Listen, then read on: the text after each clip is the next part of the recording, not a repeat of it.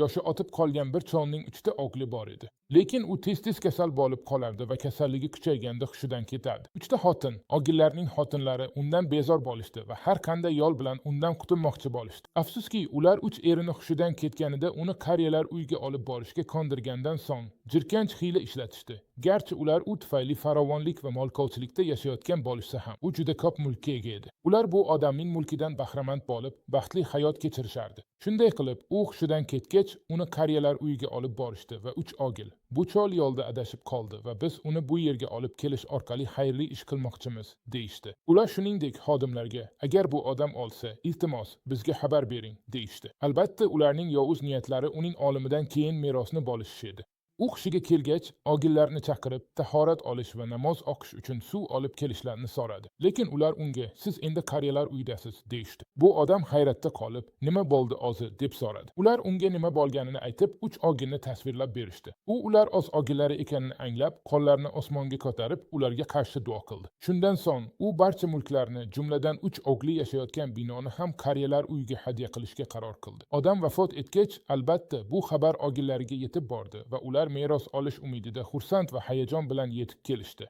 Ular yashab turgan uydan ham politsiya ularni quvib chiqayotganini ko'rishdi. Ular ilgari bahramand bo'lib kelgan barcha mulk va boyliklar musodara qilinib, qariyalar uyiga topshirildi. Bunda biz uchun katta saboq bor. Afsuski, ba'zi odamlar hayotlarini Allohni umuman o'ylamasdan yashaydilar va albatta oqibatlari juda og'ir bo'ladi.